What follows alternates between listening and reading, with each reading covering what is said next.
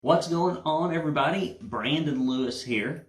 Going to talk to you a little bit about going to a new studio. Right now we're in transition. I hope that this sounds all right. Again, Brandon Lewis here with Tennessee Conservative News in an undisclosed bunker where no one can get to me. I hope you're enjoying this broadcast, and I can see that we've got people coming on here. It's great to be with you. We're going to be bringing you today the biggest news stories in Tennessee. So let me get right into it. Got a lot to cover. Of course, as you know, we recently closed out the legislative session, and some good things happened, but primarily there was a lot of disappointment, I think, for conservatives. And if you will, in the comment section, leave where you're watching from, leave what your thoughts are about these stories. We're going to have a new and improved studio the next time that you see us. We'll have better audio, better visuals, as we try to accelerate our game here at the Tennessee Conservative. And as we go through these stories, if you'll look in the comments section, what you'll see is Jason will be posting these things and telling you exactly what's going on. A couple of quick announcements, and I'm excited to have you here with me. The first one is to save the date. And I know that I've talked to some of you about this previously. I've even had some folks try to go to the old website and get their information there. Don't do that. It's not ready yet. It'll be ready next week. But go to your calendars and do mark off the evening of August 19th. That's a Friday. It's going to be in Nashville. And also mark off all day August 20th for the second annual Tennessee Freedom Summit. We already have a great lineup of people that you can get to go hear. People that are really movers and shakers in Tennessee. People that are making a real significant difference. I can see that we've got information that Tennessee Conservative account is posting with Jason behind the helm. Thank you so much, Jason. The second thing I want you to know is that our RINO report is about to come out where we tell you who exactly voted how in the Tennessee Legislature and if it's in your best interest. We also tell you who are the Tough Tusk Award winners. Now, what's a Tough Tusk Award? A Tough Tusk is when you're a Republican. You know, Republicans are elephants, pachyderms. This is something I got from Pachyderm Club.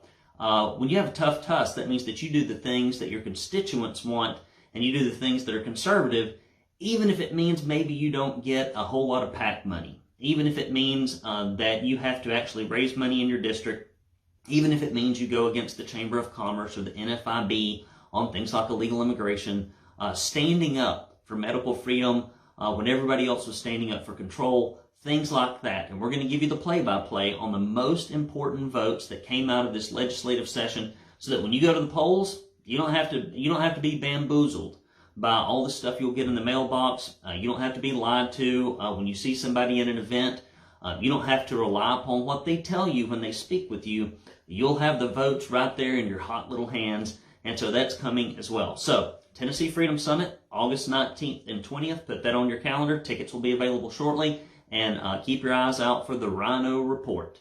All right, here we go. Let's get right into it. This is the first story. We got 7 big ones. I'm Brandon Lewis with the TennCon Big 7 update, in case I didn't tell you that. Here we go. So, Tennessee House lacks transparency according to investigation. Now, we've heard recently, you know, with the incumbent protection bill that was pushed by Republican leadership, that transparency is what they're really worried about up at the State House. Well, let's see what we're going to learn here about transparency. Tennessee House lacks transparency according to investigation. An investigation has discovered a lack of transparency in the Tennessee Legislature regarding amendments to bills brought up in committee, among other issues. Questionable practices, such as reinterpreting rules or allowing the Republican supermajority to introduce dramatic changes in legislation without public noticing. They are also killing bills in a way that makes it hard to know who's responsible. According to the investigation, committee chairs in the House are deciding whether bills live or die and what they think they hear on voice votes. Now, this has been a very common practice. When you don't want to be on record on how you voted, you use a voice vote.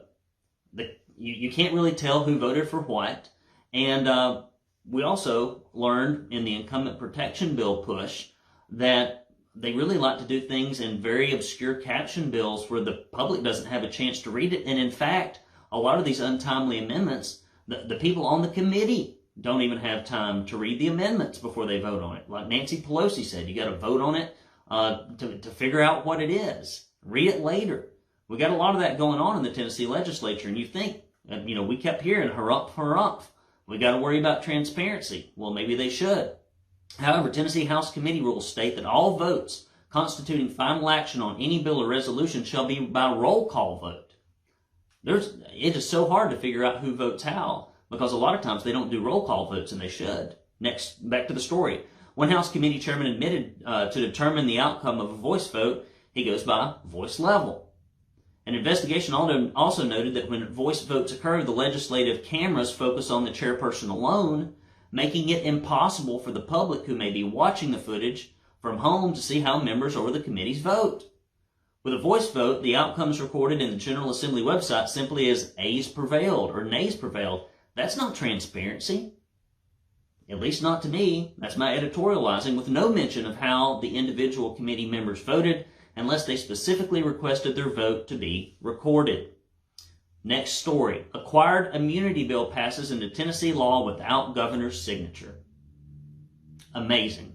If you want to know how much power the medical lobby has in Tennessee over Governor Lee, there's nothing better than this.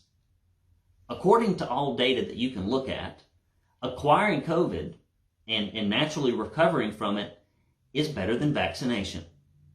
It's commonly known that if you fight an illness and you recover from it, lots of variations happen as the virus is in your body. Not only do you get better immunity in most cases from catching the disease, you now have immunity to other offshoots because the virus replicates in your body and your body fights off the replications. Virus strands are very fragile, and your autoimmune system has to kill both the primary structure and other structures that deviate. This is common knowledge. But you can't make a bunch of money selling natural immunity, can you? You can't put a bunch of money in your campaign coffers with the natural immunity lobby.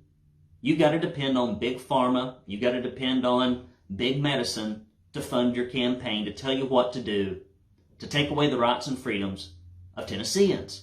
And that's why the acquired immunity bill passes into law without the governor's signature. That's just my editorializing. Let's read the story. Legislation sponsored by Representative Bud Halsey in the House and Senator Joey Hensley in the Senate that recognize natural or acquired immunity to COVID-19 as being equal to getting vaccinated became Tennessee law on Friday without the governor's signature and took effective immediately. The law prohibits government entities, local educational agencies, schools, and private businesses from adopting or enforcing laws, rules, or practices that fail to recognize acquired immunity as providing a level of immune protection that is at least as protective as COVID-19 vaccine, or treat individuals with acquired immunity different than individuals who have received the COVID-19 vaccination. Oh, but buddy, Bill Lee doesn't think so. Bill Lee thinks that if you don't take something that's produced by Big Pharma that has possibly negative results, or maybe it's just your conscience, no, not equal to the pharma lobby, not at all. Now, God's natural ability to heal your body, can't make any money off that. Back to the story. Last month, lobbyist Eric Mayo, speaking on behalf of the governor, told senators that Lee had concerns about businesses being put in the situation when they aren't able to make decisions for what's best for their business.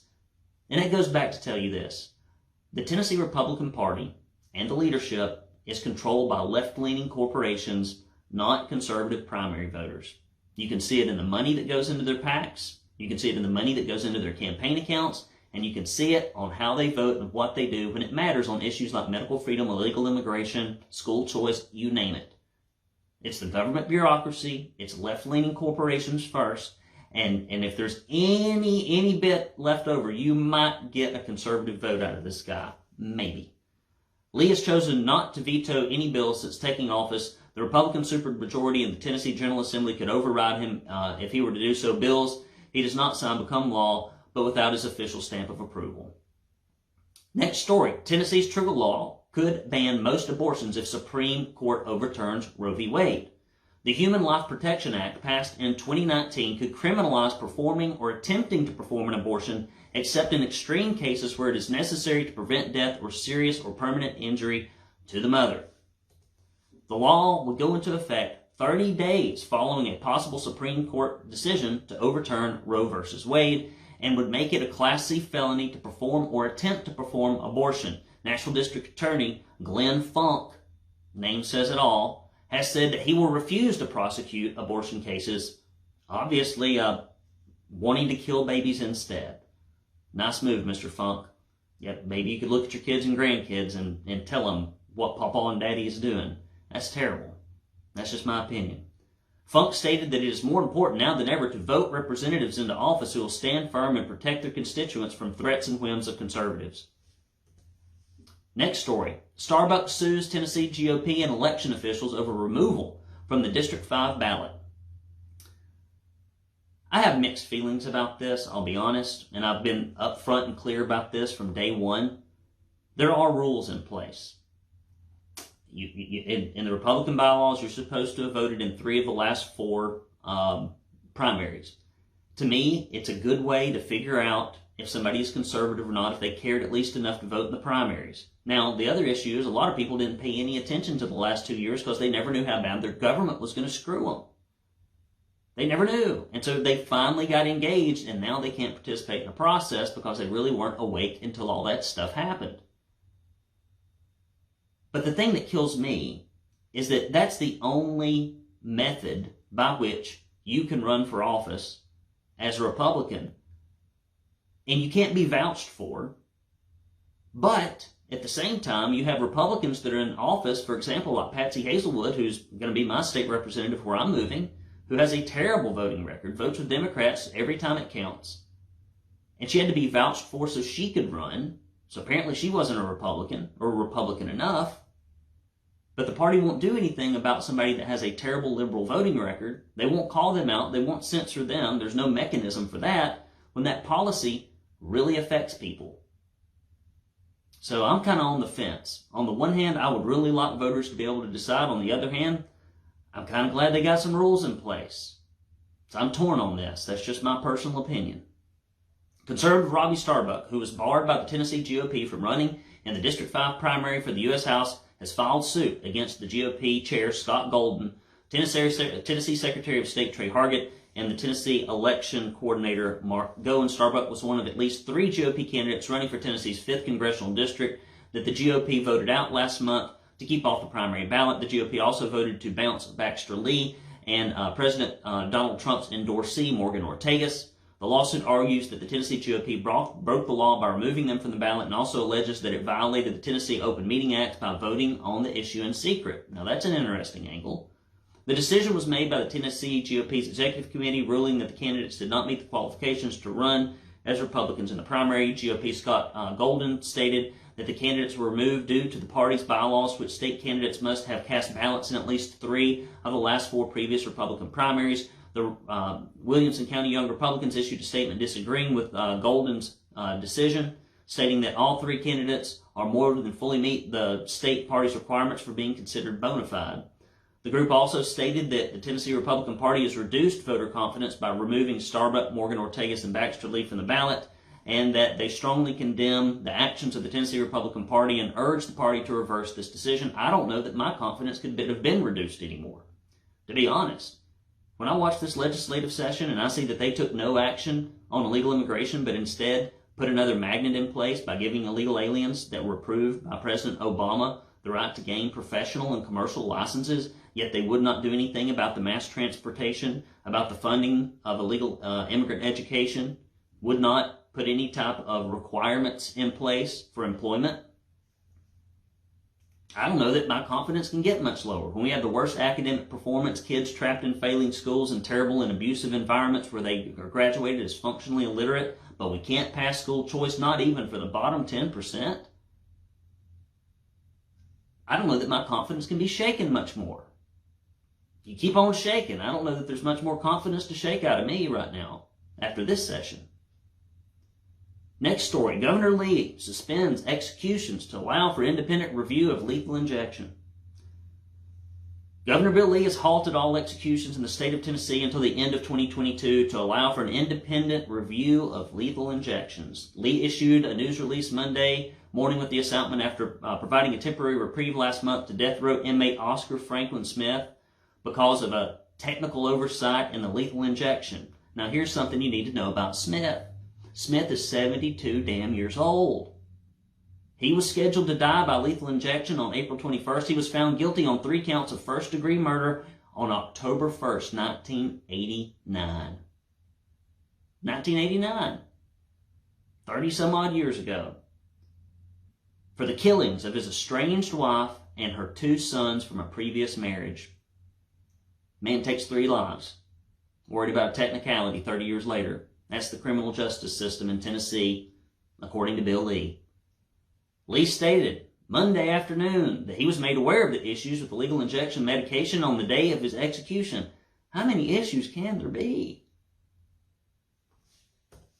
The governor's offices have refused to answer questions regarding the nature of the oversight, but says that his halt of executions will provide enough time for an outside party to do a complete review and assessment of the process. You know what this is like to me? It would be like if you were going to be killed by a firing squad and there was some lint on the bullets. It really doesn't matter. 30 years later, justice needs to be served in this case, and I don't know why Bill Lee is slowing it down. Maybe you do. Lee said it's very important that every process be followed. We need an independent investigation. Probably need an independent investigation as to why in Tennessee it takes 30-some-odd years to see justice done for these 3 victims. I review each death penalty case, and I believe it is an appropriate punishment for heinous crimes. However, the death penalty is an extremely serious matter. I expect the Tennessee Department of Corrections to leave no question that procedures are followed correctly.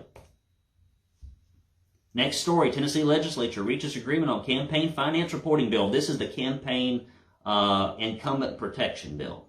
That's what this is. Tennessee's legislature came to a compromise on the incumbent protection bill that will add requirements for political action committees, political candidates, and some nonprofits. No transparency in votes, no transparency in taxpayer-funded lobbyists, no caps on corporate influence up there, no caps on whining and dining, no caps on lobbying. They spend $450,000 a year per member lobbying, just lobbying, in their ear all the time, primarily to do things that are against your best interest.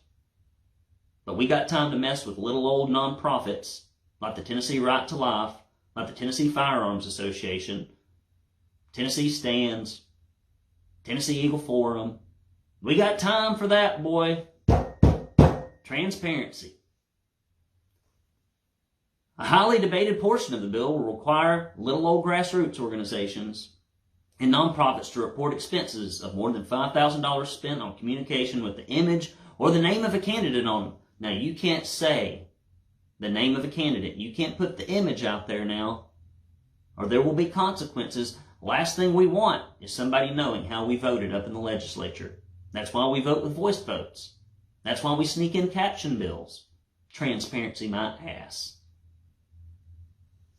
You can't mention the name or show the image of a candidate 60 days before an election. Lawmakers used a conference committee led by Senator Farrell Hale. If you see Senator Farrell Hale's name on legislation, you know that it's bad legislation almost immediately just because he's carrying it. No friend to medical freedom. No friend at all when we were going through everything we went through the last 2 years. Sam Whitson, Republican in Franklin, to determine a compromise between the Senate and the House bill on the final day of the state's legislative session. The revised bill provides exemptions to the rule for nonprofits, including communications to members. Oh, we'll let you communicate with your members. Yeah. Lobbying during a special session and communications to groups, such as Facebook followers who have opted in to receive communication. Thank you. Thank you. I feel so much better. We got so much more transparency now. Thank you, legislature, for working on these critically important efforts in transparency that have a very almost non-consequential impact on elections. Meanwhile, the other stuff we'll ignore. Governor Lee signed several acts into law. Last Friday, Lee signed legislation sponsored by Representative John Crawford in the House. Joey Hensley in the Senate expressly prohibits an individual who is not a citizen of the United States from voting. People don't come here to damn vote. People don't cross the border to vote. That's not why people come here. People come here for free benefits. People come here for a free education at your expense. People come here for employment. Nobody's coming across the border to vote.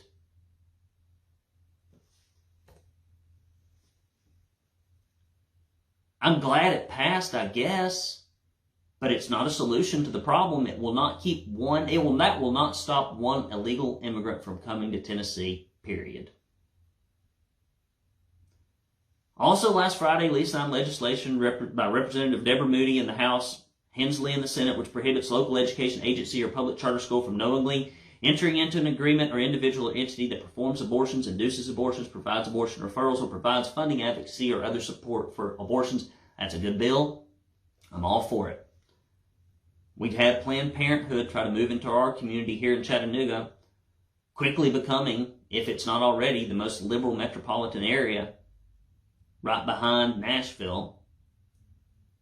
I guess they see us as a morally corrupt and bankrupt city headed in the wrong direction, so get on the bus. On Tuesday, Lee signed legislation sponsored by Lamberth in the House and Jack Johnson in the Senate reinstates a work requirement for most individuals in the volunteer stamp who receives food stamps. The requirement was previously in effect but had been waived during the pandemic. I think it's a good thing. What is it I've heard? Self-esteem comes from doing esteemable things. You should want to work. All right, guys, that's all I got. That is the news. That is the news. A lot of bad news in there, not a whole lot of good news. So that's what we're going to do. Now remember, the RINO report is going to come out. No, wait a minute. Jason told me to do something, and I didn't do it. He's probably watching me do this. He's like, oh my gosh, he's not even going to ask for money. Oh, but contraire. So here at the Tennessee Conservative, guys, we bring you news that no other organization will bring you. We are the only organization that covered anything on social media censorship. We're the only organization that is fighting in any significant way against illegal immigration in our state. We are one of the strongest advocates for school choice. We try our very best to keep Republicans honest on their campaign promises, and we try to fight against the corruption caused by left-leaning corporations in Nashville and the bureaucracy that government has created that works against your interests with taxpayer-funded lobbyists. The only way we can do this, and I kid you not, is with your support. Nobody else is going to do it. If you're waiting on somebody else to be conservative in your stead, that's how we got to the point we are, and that's why we have so few conservative media outlets. So when you go to TennesseeConservativeNews.com/support, and if you give any amount, we will send you this proud Tennessee Conservative bumper sticker. We will also send you this Please Don't California My Tennessee bumper sticker. And we will send you a directory, and I hope this thing changes in the primary, of all our state Republicans, both at the House and at the Senate level, so that when they try to do shenanigans, you can call them and tell them to stop. And when they try to do good things, you can ask them to go forward. And finally, if you give $50 or more, or a recurring donation of $10 or more, you will get this proud Tennessee Conservative tumbler. Now, this tumbler was made from the melted down sword of Excalibur. It has magical properties. It will imbue you with superpowers. It will correct all of your vitamin deficiencies. It also cures most rheumatoid arthritises. And if you were to take this, and if you were to put all the campaign promises in here that are made on the campaign trail, this also has, like Wonder Woman's magic lasso, it has the ability to get truth out of people. If you put most Republicans' campaign promises in here, which would fill it up to the very brim, and you close the lids and you waved your hand over it and then you poured it out, you would get about 3 drops of conservative policy. That is how magical this tumbler is, and it helps conservative messages and news get out there. Guys, I need your help. Go to TennesseeConservativeNews.com/support. I'll plainly tell you, last year, we got our taxes back. I put $65 grand into this puppy. So when you say, well, I don't have any money I can't give, I'm going to have to call BS on that. Get in the fight. Give today. TennesseeConservativeNews.com/support. I can't do it without you. Don't wait for somebody else to do it, because it ain't going to get done. Love you, mean it. I hope you have a fantastic weekend. And I hope you spend time with friends and family. Stay tuned. Next week's going to be a big week for the Tennessee Conservative. I can't do it without you. God bless. Take care.